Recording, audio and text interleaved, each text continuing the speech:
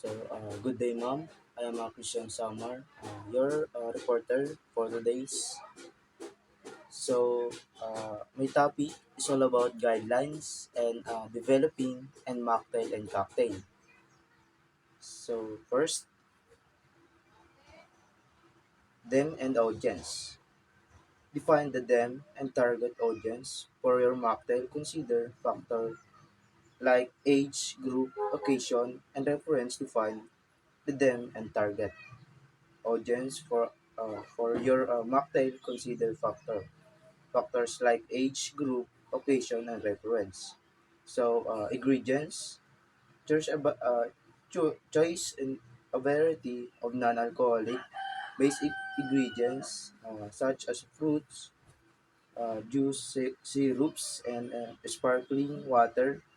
Ensure they complement each other and flavor. Dito sa ingredients, sinasabi, choose a variety of non-alcoholic based on ingredients. Tulad ng fruit, juice, syrups, and sparkling water. Then ensure mo kung yung mga pinag-combine mong ingredients is babagay sa panglasa ng customer. Yun. Flavor, for proper blending of flavor, do the following large quantity. Measure for lights, less flavored ingredients. Smaller quantity, measure for strong flavored ingredients. If you use 3 or more juice, at 2 or 3 juice can be identified mocktail are usually long drinks. Dito naman sa flavor, para daw ma-achieve mo yung blending of flavor is following your instruction. To use large quantity, measure light, less flavor ingredients. Para naman sa smaller quantity, measure for strong flavor ingredients. Then, when using, there are more juices. Ensure that only two or there are easily identified to maintain balance. Yon. Next, presentation. Presentation. Think about the visual appeal. Use garnish, colorful ingredients, or unique glassware to make the mocktail visually enticing.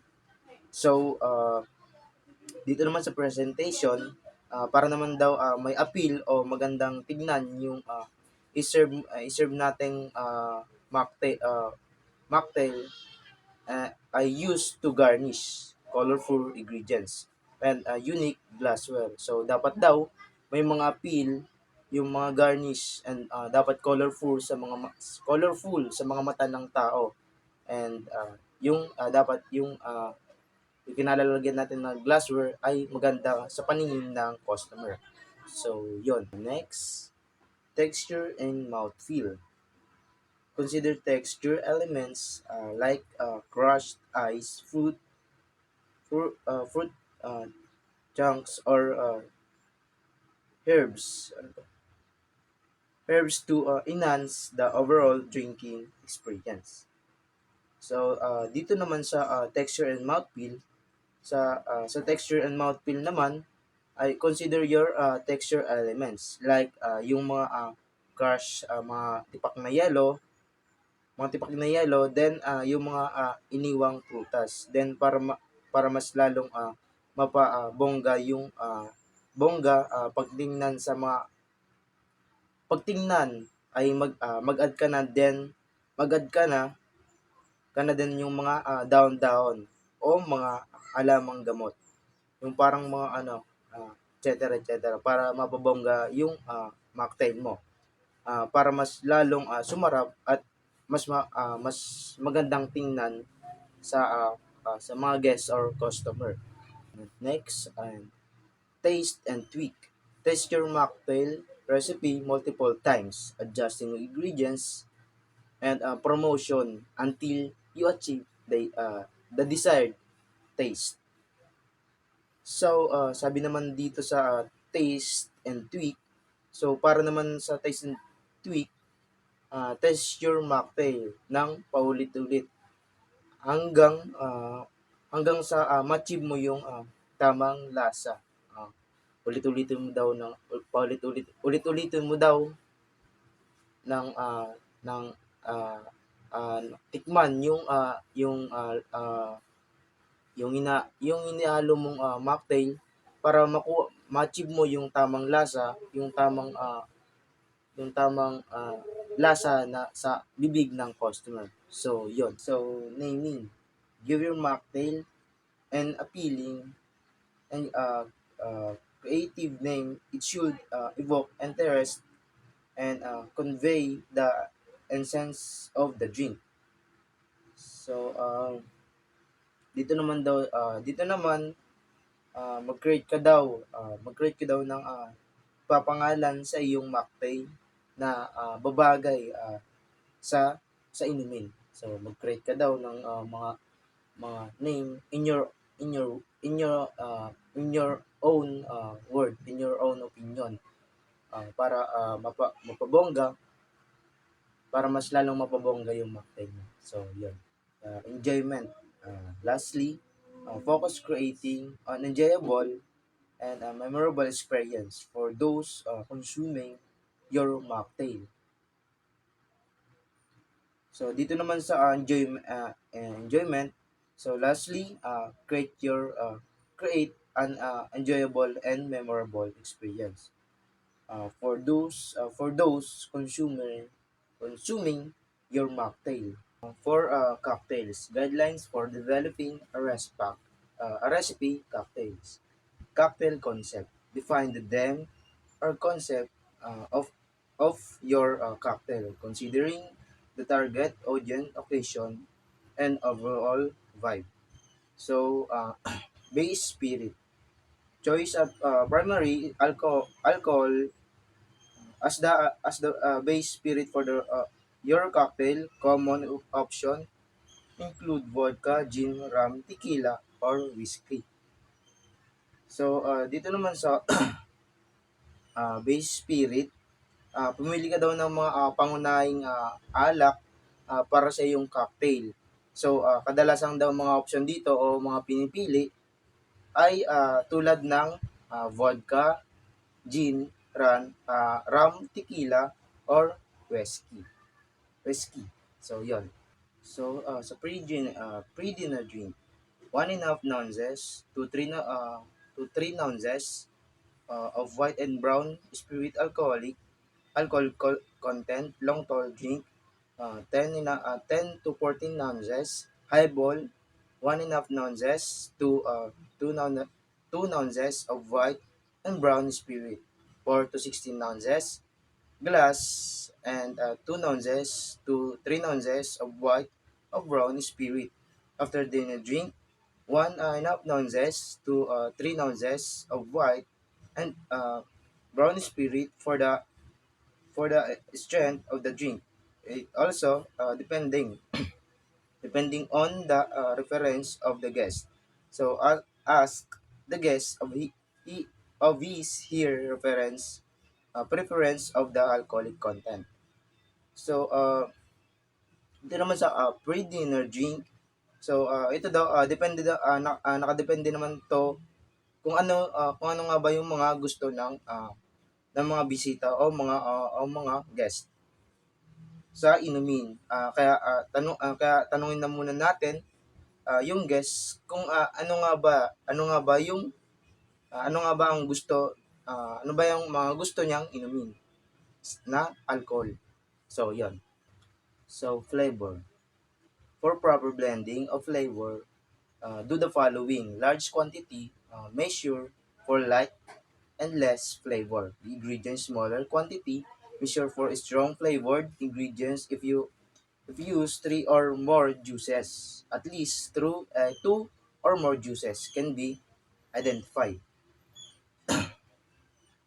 So para naman daw ma-achieve mo yung blend ng flavor is following your instruction. To use large quantity, measure light less flavored ingredients. Para naman sa smaller quantity, Measure for strong flavor ingredients. Then when using their or more juices, ensure that only two or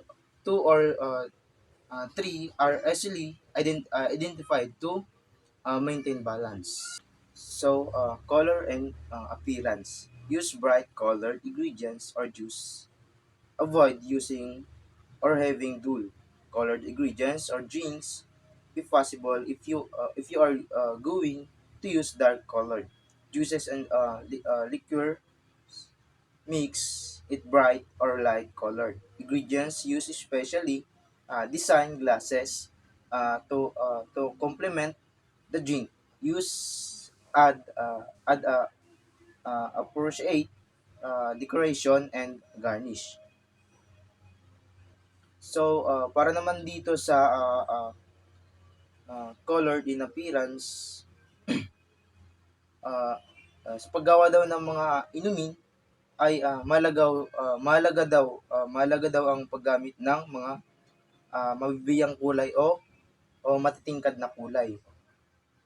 Kumbaga yung mga colorful sa gagawin mong inumin. Then iwasan daw ang paggamit ng mga uh, uh, malalam ano malalamlam na kulay o malalamlam is parang patay yung kulay. Kasi pag patay yung kulay ng yung cocktail is di na ma-attract yung mga customer. Then ilagay mo na sa pamalakasan mong glasses. Then tsaka mo nalagyan ng mga design, mga garnish. Proportion. Pay attention to the ration of ingredients.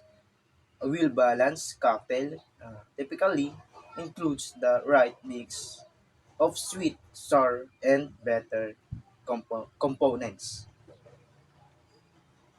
So, para naman dito sa proportion is napakahalaga daw ng tamang way ng paghalo ng mga ingredients. Is dapat daw yung lasa ng cocktail is malalasahan mo yung tamis, asim, at pait. Mixing techniques. Learn and apply mixing techniques such as shaking, stirring, modeling, or layering based on the cocktail requirements. So, para naman dito sa mixing techniques, may tamang way daw o techniques ng paghalo ng cocktail. Hindi lang yung saan ka masaya maghalo is dun ka dapat. Yung pag shaking, stirring, modeling, or layering is proper yung pag-mix natin, pag-mix natin. Hindi lang yung may tamang way kasi yan upang ma-proper mo yung tamang lasa. So, garnish. Choose the appropriate glassware for your cocktail. Different shape and size can enhance the drinking experience and preparation. So,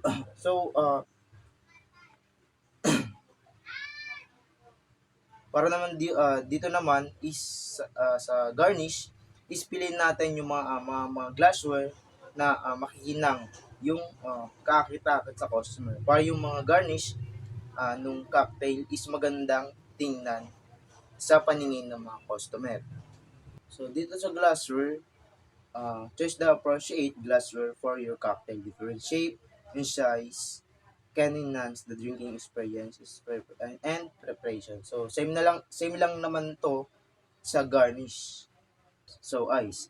Consider the type and size of ice cubes. Different cocktail benefit from crushed ice, large cubes, or even flavored ice to control the dilation and temperature.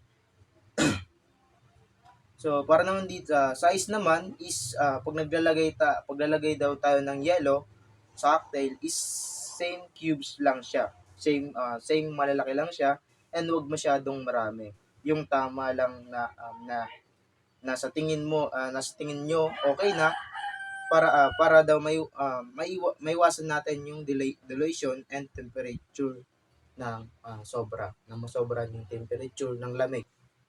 So last but not the least, naming, give your cocktail and interrogating and fitting name. It should capture the senses of the drink and make it memorable. So dito naman mag-create ka daw ka daw ng ipapangalan sa iyong cocktail na babagay sa inyo. So choose on your own word. So hanggang dito na lang itong presentation na to, and maraming salamat po, ma'am, and God bless your heart.